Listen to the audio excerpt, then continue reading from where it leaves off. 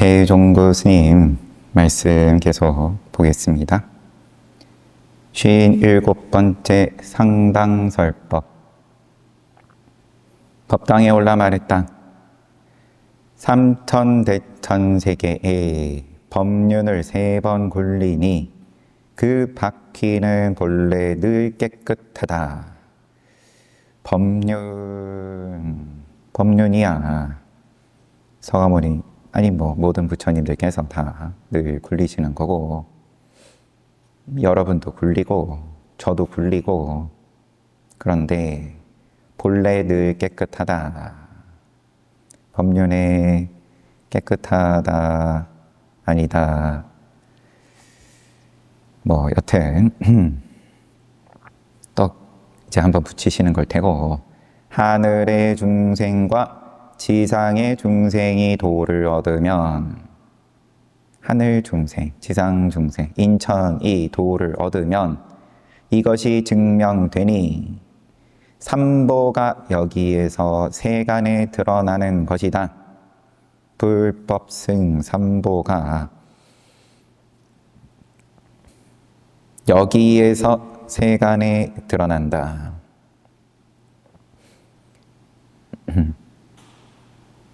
인천이 도를 얻으면 증명된다.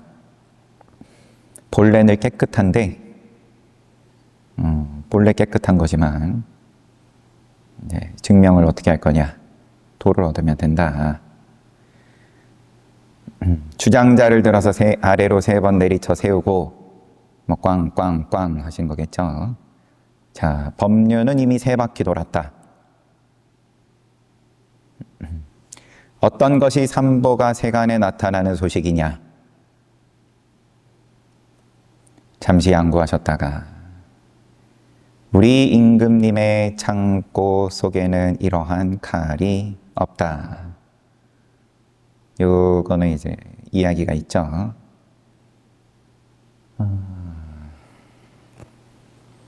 거지가 왕자 행세하는 그런 코드 들어가 있는 이야기인데,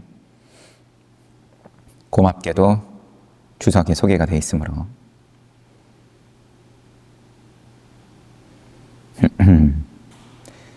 생각이나 언어로 정할 수 있는 그런 법은 없다는 말. 우리 임금님의 창고 속에는 이러한 칼이 없다라는 게, 여튼 담무참이 번역한 대반열반경열의 성품에 어떤 두 사람이 서로 친구가 되었는데, 하나는 왕자이며 하나는 빈천한 사람이었다. 두 사람이 서로 왕래했는데 그때 왕자에게 훌륭하고 기묘한 칼이 있는 것을 보고 거지가 탐을 냈다. 그 뒤에 왕자는 그 칼 가지고 다른 나라로 도망을 갔다. 이차저차 사정으로 왕궁에서 몸을 피했는데 칼을 가지고 갔어요. 거지가 다른 집에서 자다가 칼 하면서 잠꼬대하는 것을 옆에 사람이 듣고는 임금에게 끌고 갔어요. 왕이 물었다. 네가 칼 했으니까 그 칼을 내게 보여라. 전후사정을 보면 칼이 없어졌다라는 게 뭔가 수배가 되었던 모양이고, 이제 칼 잠꼬대하는 거를 듣고 고발을 해가지고 끌려가가지고, 야, 너 칼 내놔, 이렇게 된 거죠. 왕이 네가 칼했으니까 칼을 내게 보여라. 그 사람이 전후 사실을 갖추어 다음과 같이 말했다. 그 사람이, 그러니까 거지를 말하는 거죠. 대왕께서 지금 신의 몸을 도륙하고 손발을 찢더라도 칼은 얻을 수 없을 겁니다. 신이 왕자와 친했기 때문에 함께 다니면서 눈으로 칼을 보았으나 감히 손으로 만지지 못하였는데 어찌 가졌을 리가 있겠습니까?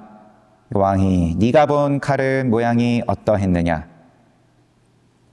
거지가 대왕이시여, 신이 본 것은 양의 뿔과 같았습니다. 왕이 듣고는 흔쾌하게 웃고 말했다. 너는 지금 가고 싶은 대로 가고 무서워하지 말라. 나의 창고에는 그런 칼이 없는데 하물며 왕자에게서 보았겠느냐. 그 뒤에 왕은 여러 신하들에게 물었다. 그러면 이 거지 입장에선 나는 그럼 뭘 본 거지? 왕자도 진짜 왕자가 아니었나? 칼은 또 진짜 칼이 아니었나? 뭐 복잡해지는 거죠. 그 뒤 왕은 여러 신하들에게 그대들은 그런 칼을 본 일이 있느냐?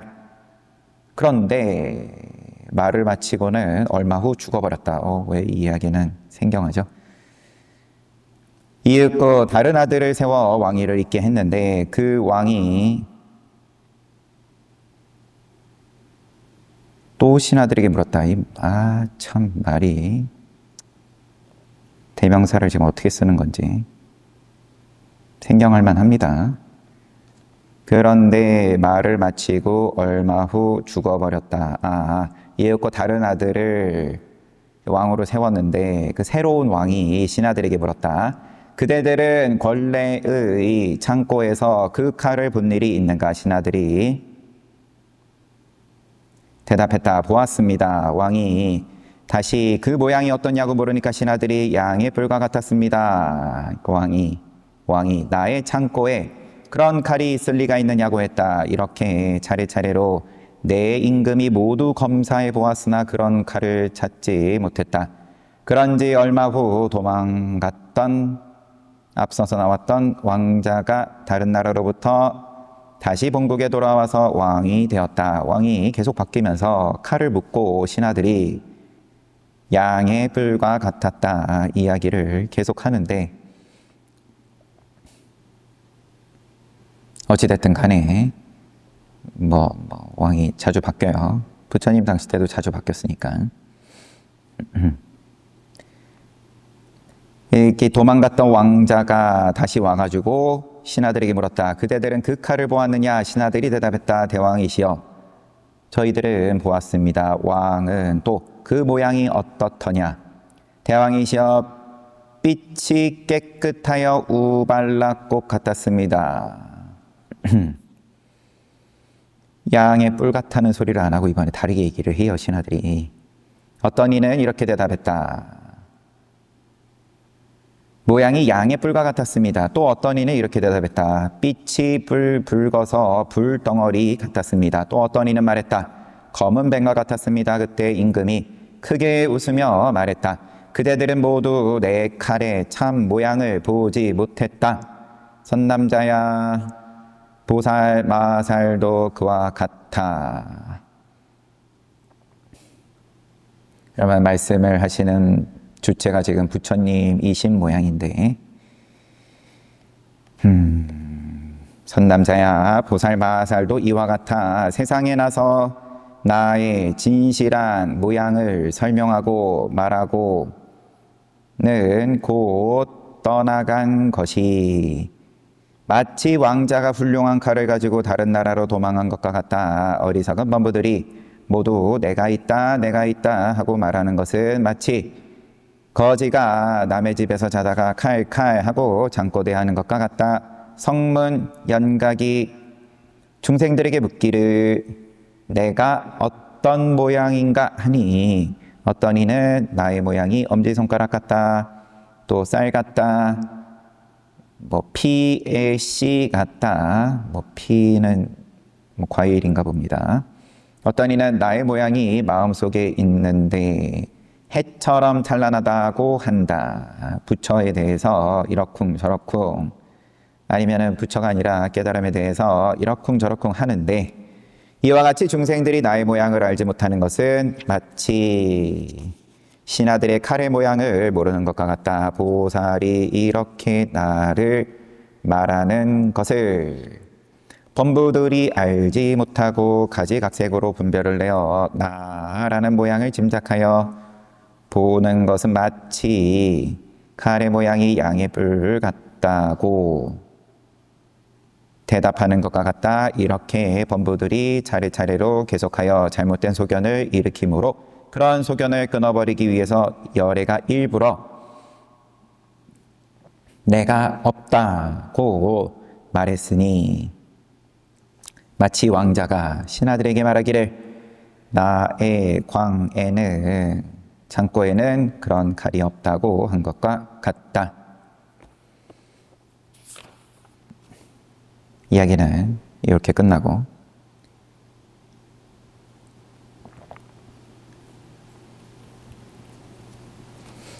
늘 그렇지만 비유가 더 복잡해요.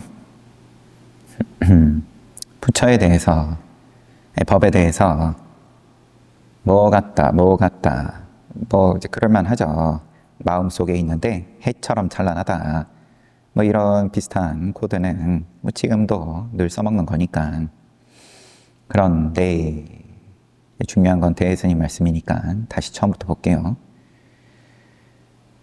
법상에 오르셔가지고 삼천대천세계에 법륜을 3번 굴리니 그 바퀴는 본래 늘 깨끗하다. 좀 전에 본 것처럼 모양을 일부러 한번 그 마음속에 있는데 해처럼 찬란하다. 뭐 이런 식의 말씀을 하신 거죠. 본래 늘 깨끗하다. 당연히 대스님께서 이런 말씀에 긍정하실 분도 아니지만 다들 깨끗한 거 찾으니까 좋아하니까 하늘의 중생, 지상의 중생이 도를 얻으면 이것이 증명되니 삼보가 여기에서 세간에 드러나는 것이다. 그리고 주장자 3번 내리치고 나서 자 이제 법륜 3번 불렀어. 뭐가 삼보가 세간에 나타나는 소식이냐? 양구하시고는 우리 임금님 창고에는 이러한 칼이 없다.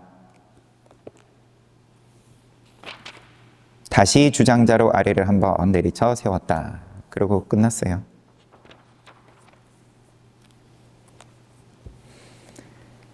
쉰8 번째 상당거와 설법. 법당에 올라서 인용하여 말했다. 부처님께서는 옛날 500분 존자들에게 한 마리 동룡을 항복시키라고 명하셨는데 존자들은 각자의 신통력을 발휘했으나 아무도 동룡을 항복시키지 못했다. 그때 문득 다른 곳에서 한 존자가 도착하자 부처님께서 그에게 용을 항복시키라고 명하셨다. 존자는 용의 앞에서 손가락을 한번 소리나게 튕겼는데 그 용은 바로 항복하였다.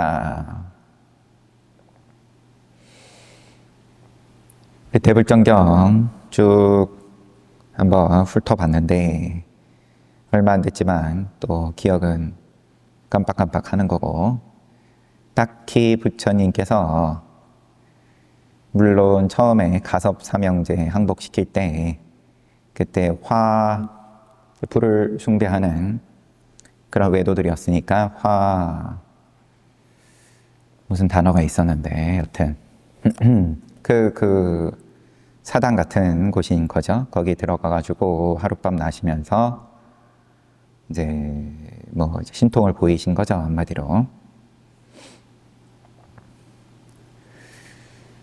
그래서 이 용을 항복시키고 이제 이런 부분들은 그때 이후로는 다 제자들 위주로 돌아가지.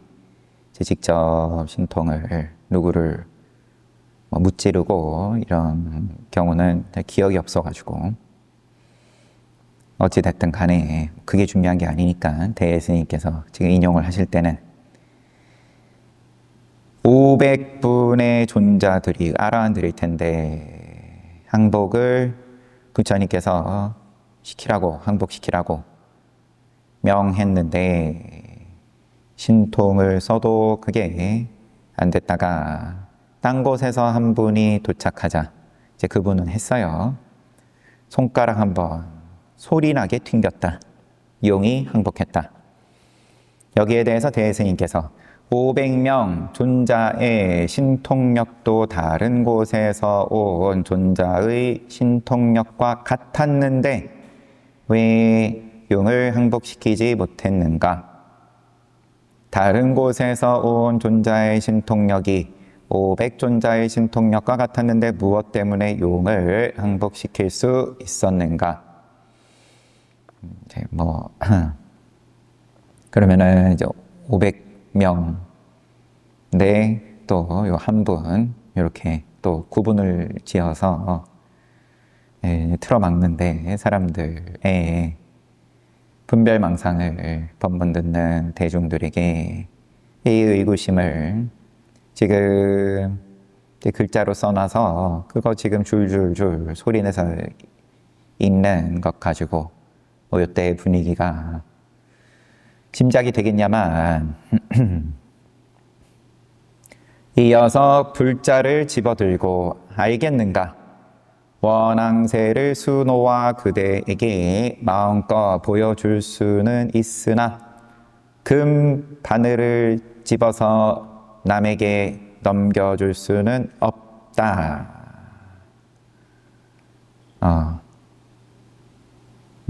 주석이 좀 있어서 깨달음을 말하는 것은 마음대로 할 수 있으나 깨달음을 얻는 일은 그 사람 자신의 일로 맡겨둘 수밖에 없다. 뭐 그냥 전향 주석이고요. 원앙새 또 금반을 관련된 고사가 있는 건지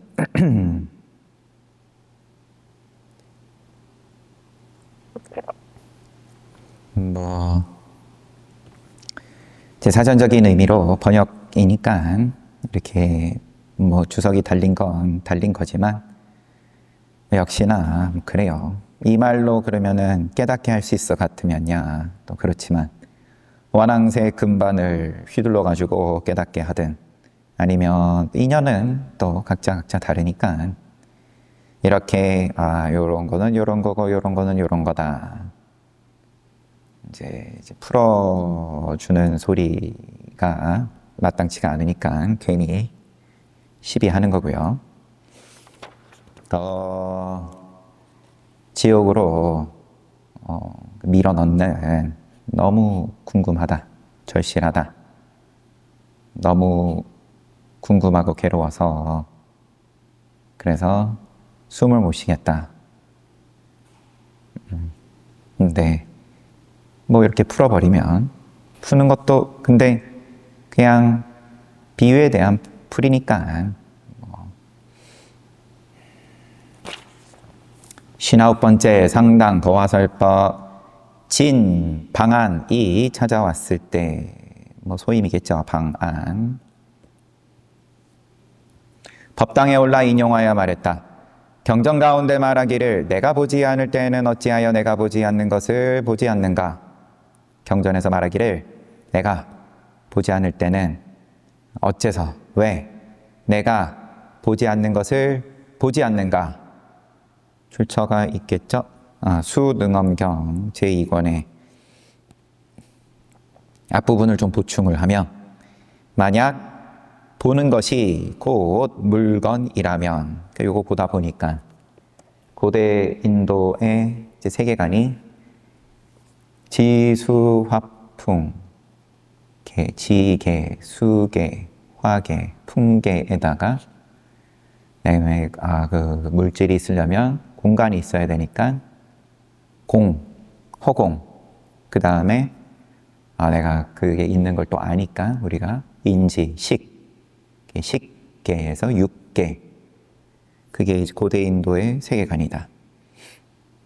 그러면 지수화풍만 얘기하다가 이게 있으려 그러면 이제 공간도 있어야 되니까 이제 그거를 처음에 떠올린 사람은 의기양양했을지는 모르겠지만 뭐 신의 관점으로 얘기를 한 거였겠죠. 그러니까 뭐 개인이 이제 그랬다기보다는 그런데 거기서 또 한 걸음 나가서 우리가 인지하니까 식도 그러면은 포함시켜야 된다.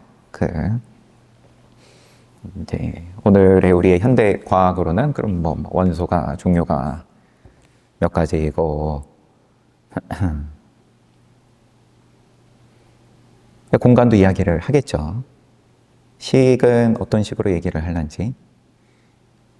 그런데 수능엄경에 만약 보는 것이 곧 물건이라면, 물건이라 그래서 이제 뭐 책이다, 컵이다 이런 물건일 뿐만이 아니라 이제 넓은 관점에서 보는 것도 그렇게 고대 인도의 세계관처럼 한 가지 요소로서 또 집어넣는다면 너 또한 내가 보는 것을 볼 수 있다.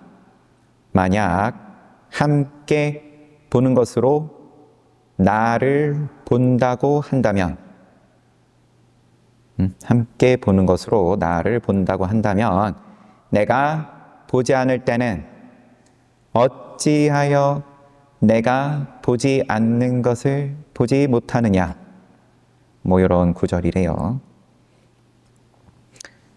경전 가운데 말하기를 내가 보지 않을 때는 어찌하여, 그러면은 그 육계 가운데에서 식이 없을 때 지수화풍이랑 뭐 그게 또 머무르는 공간, 허공까지만 이야기를 할 때 내가 보지 않는 것을 어찌하여 보지 않는가. 만약 내가 보지 않는 것을 본다면 저절로, 띄어쓰기가 죄송합니다. 저절로 보지 않는 모습이 아닐 것이다. 안 보는 거를 그러면 인지하는 건 그건 그것대로 식 아니냐. 뭐 그런 정도의 뉘앙스입니다. 만약 내가 보지 않는 것을 보지 않는다면 보지 않는 것조차 인식하지 못한다. 그러면은 저절로 물건이 아닐 것이니 어찌하여 그대가 아니겠는가. 이렇게 인용하시고 내가 그러면 식이 발동하지 않을 때 거기에 대해서 그러면 인식을 했을 때 또 인식을 그러면 안 했을 때 식이 발동하지 않는 거를 인식하면 그럼 식이 발동하는 거 아니냐? 이제 거꾸로 식이 발동하지 않을 때 식이 발동하지 않는 것을 모른다. 역시나 이제 인식하지 못한다. 그러면 그 세계관에 인식을 넣는 거가 오류 아니냐? 그 정도 느낌이에요. 경전 가운데에 이러했다. 백운 노스님이 이에 대해서 개송으로 법당 앞에 드러난 기둥이 오랫동안 아기를 배웠는데, 이제 임신했다는 거겠죠. 출산한 아이가 잠못 배어나구나.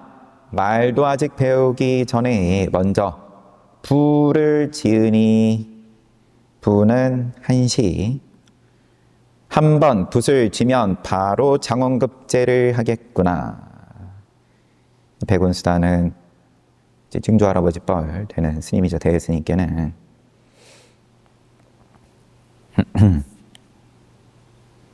그러고 이제 대스님 말씀이 쭉 이어지는데,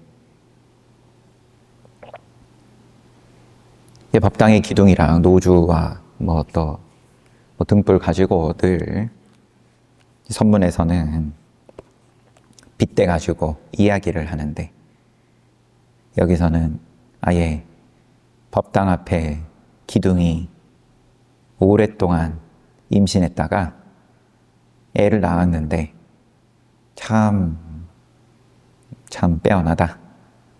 말도 하기 전에 부를 지으니 장원급제 하겠네. 대스님께서 여러분에게 묻노니 노스님의 귀결점을 알겠느냐. 만약 귀결점을 안다면 바로 장원급제를 할 줄 알 것이다. 만약 아직 알지 못한다면 내가 그대들을 위해서 가르쳐 주겠다. 이익이 있든 이익이 없든 시가를 벗어날 수 없으니, 뭐 시겠죠. 시가. 한 수를 놓쳐버리면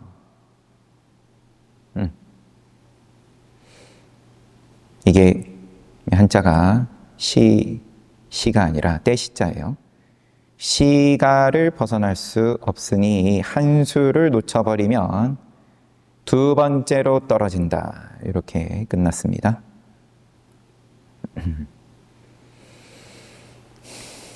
늘 두 번째 떨어진다 그러면 이제 물 건너갔다. 이제 생각으로 욕심으로 헤아려 봤자 뭐 이제 답 없다. 귀결점을 알면 장원급제인데 아직 알지 못했다면 알려주겠다 하시고는 이익이 있든 이익이 없든 시가를 시가요 시가. 시가를 벗어날 수 없으니 이익이 있든 이익이 없든 횟집에 가가지고 요거 달라고 하니까 가격 얼마요? 하니까 시가라고. 한 수를 놓쳐버리면 두 번째로 떨어진다.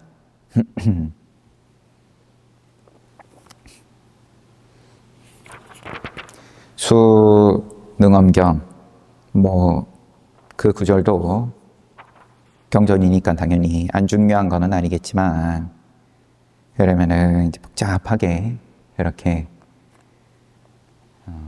이제 따지고 들어가가지고 이야기를 뭐 하는 것으로서 이익을 또 얻는 사람은 없겠지만 백운수담이 거기에 대해서 노스님께서 거기에 대해서 이제 노주 법당 앞에 노주에 빗대 가지고 알면 장원급제고 알면 노주가 애 낳는 소식을 아는 거고 모르면 또 모르는 거고. 그런데 기결점 이익이 있든 이익이 없든 늘 시가다.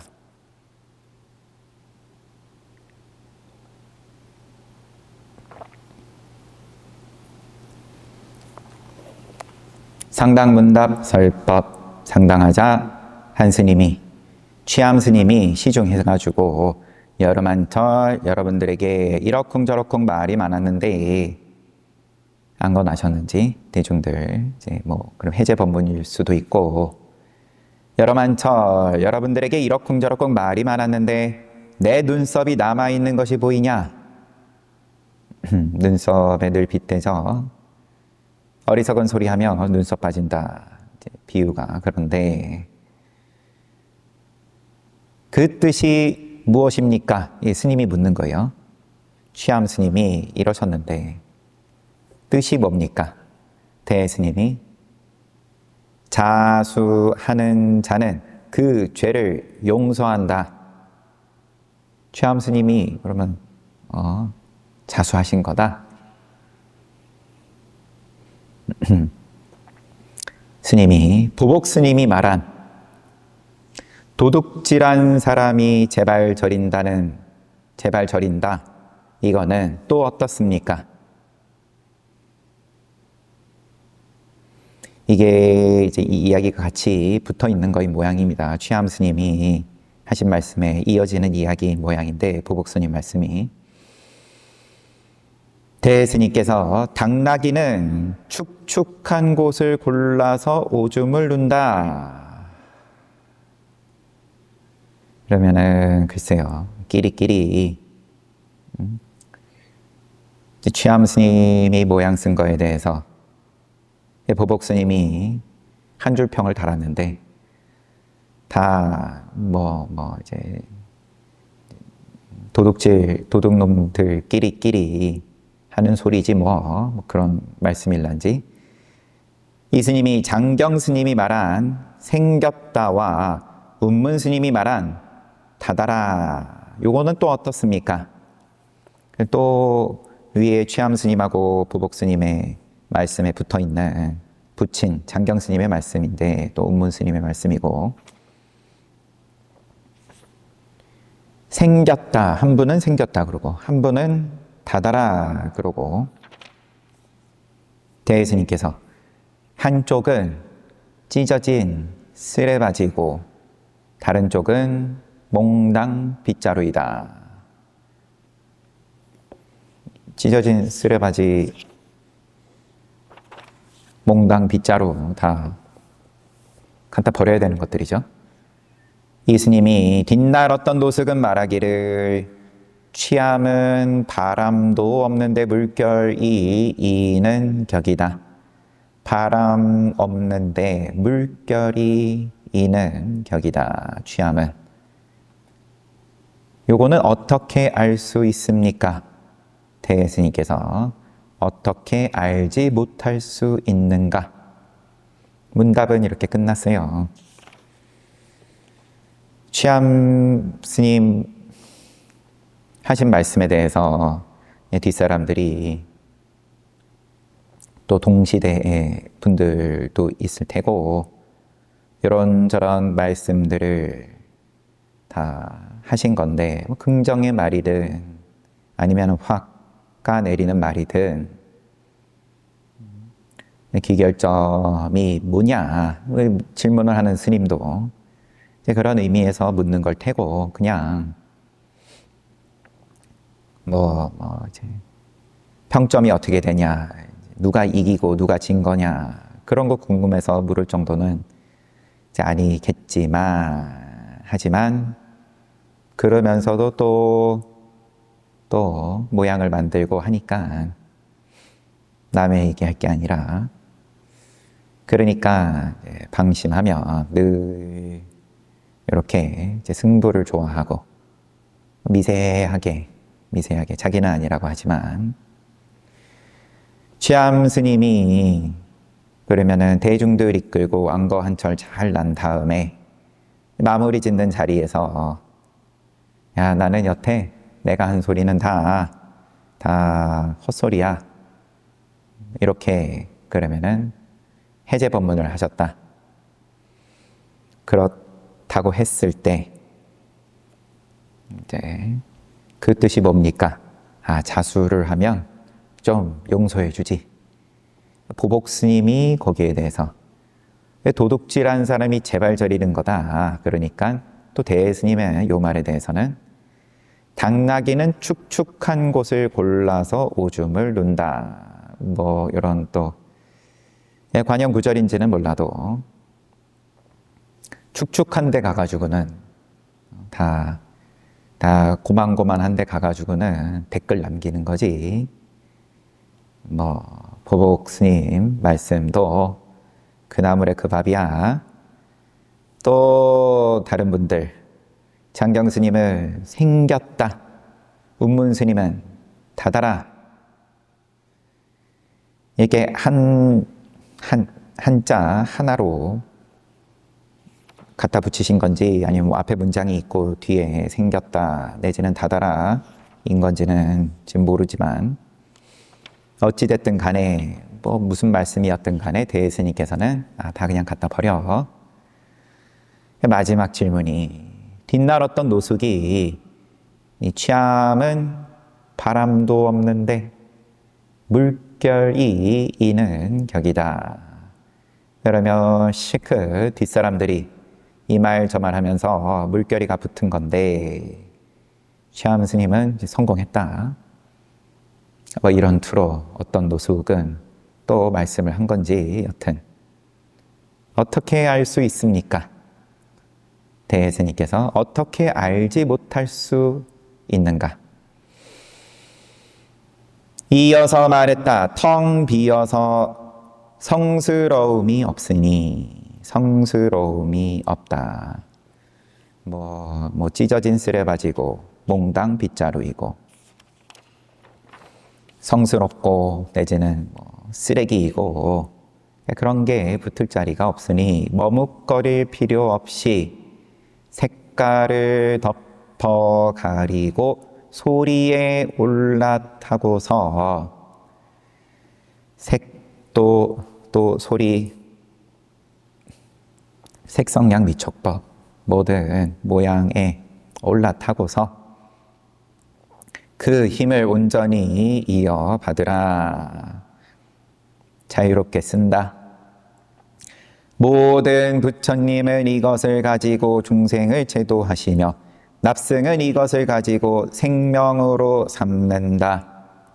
모양, 색깔, 소리 등등 이제 모양을 생명으로 우리는 삼고 잘 살고 있죠. 그런데 납승이라면, 수행자라면 그 위에 올라탄 게 생명이다. 숨김없이 모조리 드러나 있지만 붙잡을 것이 없다.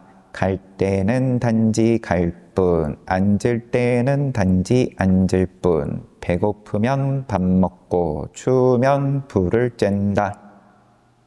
그렇지만 이렇더라도 아직 납승이라고 할 수 없으니 백운 노스님의 이런 말씀을 보지도 못했는가? 어떤 때에는 방앗공이 끝에서 꽃이 피고, 방앗공이 그 이제 뭐 방앗간에서 쓰는 떡매는 뭐이겠지만 뭐 그냥 지금 떠오르는 정도로 그러면 떡매는 망치다. 근데 그 끝에서 꽃이 핀다. 어떤 때는 부처님 얼굴이 매우 더럽다.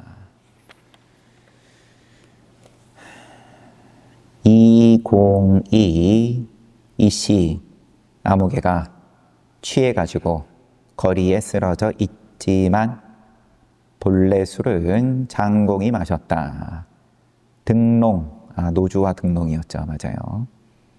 등농이 눈썹을 찡그리니, 등농하고 노주, 이 백운 스님께서는 또 늘 잘 휘두르신 모양인데, 어두울 때 이렇게 켜놓는 정각 앞에 등농이다. 등농이 눈썹을 찡그리니 기둥이 노주가 하하 웃으며 박수를 친다.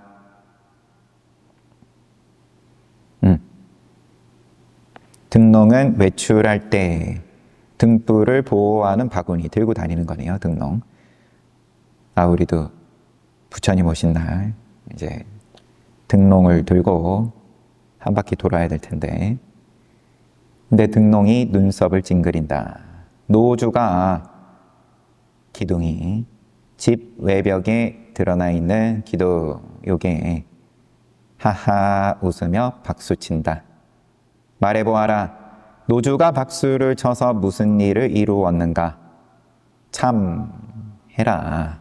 참고해라. 뭐 앞에 문답이야. 그렇고 텅 비어서 성스러울 것이 없고 머뭇거릴 필요가 없고, 왜 머뭇거리냐? 이제 계산하느라고 좋고 나쁨이 있으니까 머뭇거릴 필요가 없이 색과 소리에 올라타서, 부처님은 이것 가지고 중생 제도하시고 납승은 요게 생명인데, 갈 때는 가고 앉을 때는 앉고 배고프면 밥 먹고 추울 때면 불을 쬐다. 그렇다 하더라도 아직은 뭐 한 발자국이 남았다. 백운 노스님의 말씀 인용하면서 마치신 거죠. 방앗공이 끝에서 어떤 때는 꽃이 피고 어떤 때는 부처님 얼굴이 매우 더럽다. 이 씨가 취해서 쓰러져 있지만 술은 장공이 마셨다. 등농이 눈썹을 찡그리니 노주가 하하 웃으며 박수를 친다. 그렇답니다. 손가락 하나 세워가지고 그러면 분별망상을 다 끊고 틀어막고 깨닫게 할 수 있으면 그렇게 하는 거고, 61번째 상당설법 법당에 올라서 초연거사께서 죽을 준비하여 절 안에 스님들께 공양하셨다. 초연거사 원어극근의 제자인 군왕 조령그 왕자가 붙어가지고 그러면은 이 지역의 왕인 건지 호는 초연거사 남강에 부임해서 선사들과 교유하였다. 여튼 초연거사가 이제 대중공양 올렸어요. 그래서 이제 알리는 거죠. 오늘 공양을 초연거사께서 준비해 주셨습니다. 잘 먹겠습니다. 다 먹고서 바루를 올려 놓으니 공양 마치고 지금 하시는 법문으로 보입니다. 그러면 서쪽에서 전해온 모범이 멋지구나. 서쪽에서 전해온 모범이 멋지다. 서쪽 부처님 땅에서 전해온 모범, 보시지게. 뭐 부처님 덕분에 오늘 공양 참 잘했다. 그냥 그렇게 끝났습니다.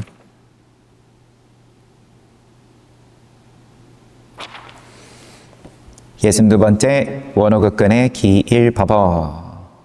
그러면은 기일을 앞두고 원어극근 스님께 가르침을 받았던 초연거사가 이렇게 스승을 또 기억하면서 대중공양을 한번 했던 상황일 수 있을 것으로 보입니다.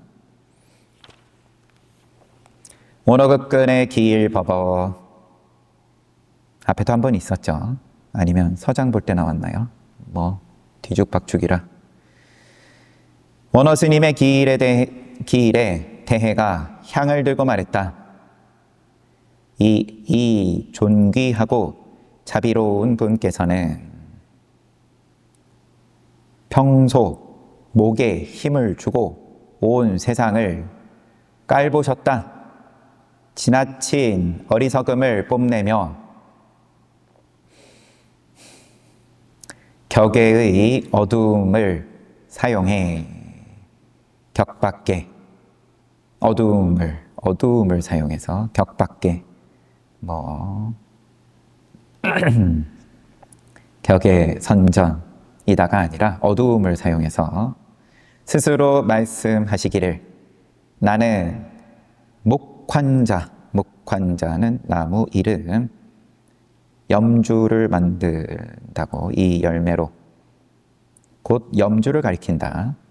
나는 목환자를 가지고 천하 사람들의 눈을 바꿀 수 있다라고 하셨지만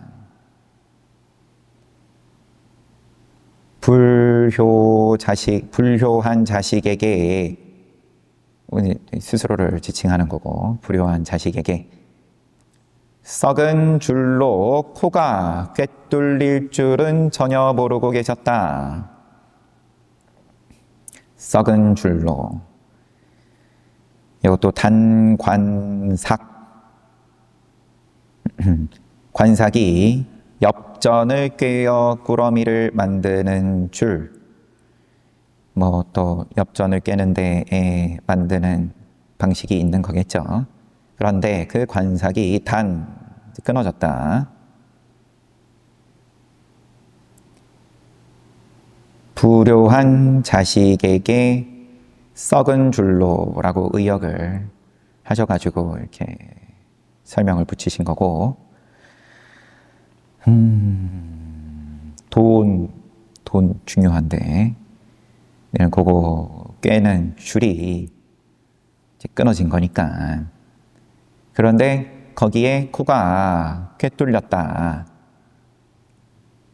그럴 줄은 전혀 모르셨다. 곡비가 이미 나의 손아귀에 있으니 그분을 살리려고 해도 나에게 달렸고 그분을 죽이려고 해도 나에게 달렸다. 말해보아라. 이렇게 말하는 증거가 무엇인가? 그러고는 향에 불을 붙이고 이게 증거다. 기일에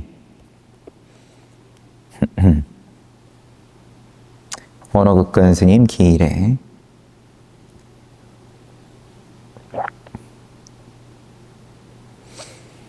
뭐 이렇게 말하든 저렇게 말하든 근데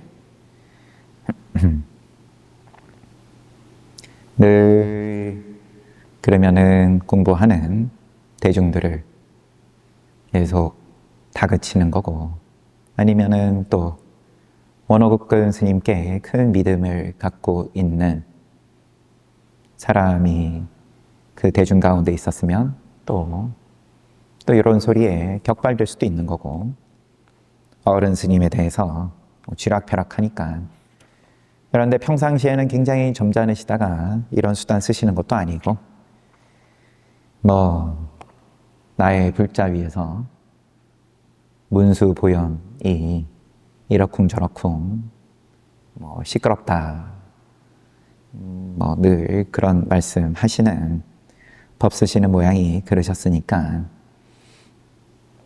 이제 축원인 건데 불효한 자식에게 썩은 줄로 코가 꿰뚫릴 줄은 전혀 모르고 계셨다.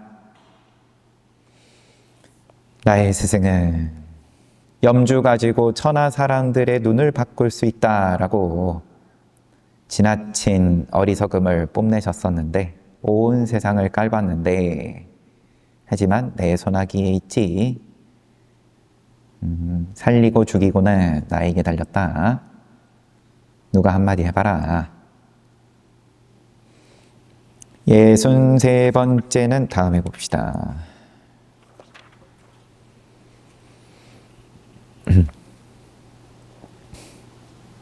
그렇습니다.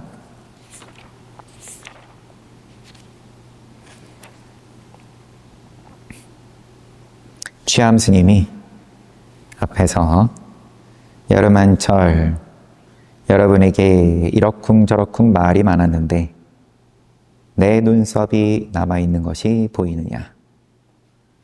눈썹이 남아있는 게 보이느냐?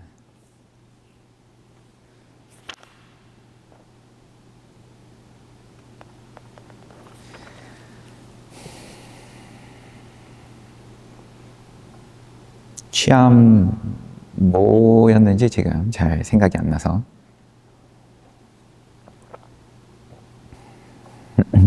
자수하면 좀 용서받는다. 아니면 도둑이 제발 저린다.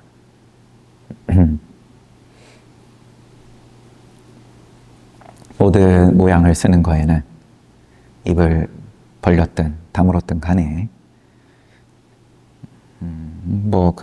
그 인과는 늘 같이 가는 거지만 입을 다물면 좀 적을 수는 있겠죠. 상황 따라 그것도 다른 거긴 하겠지만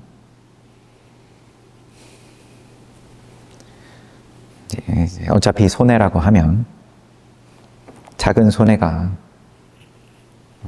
근데 이익이 있든 없든 또 늘 식가다라고 했으니까 입을 벌려도 식가고 다물어도 식가고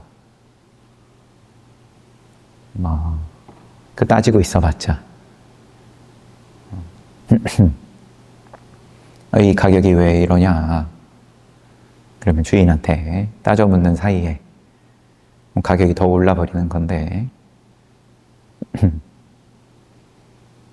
100원 너무 비싸다.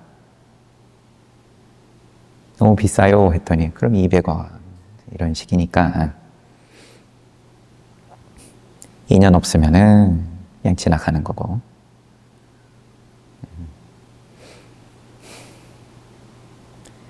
여튼 잘 봤습니다. 쉬었다가 또 정진하겠습니다.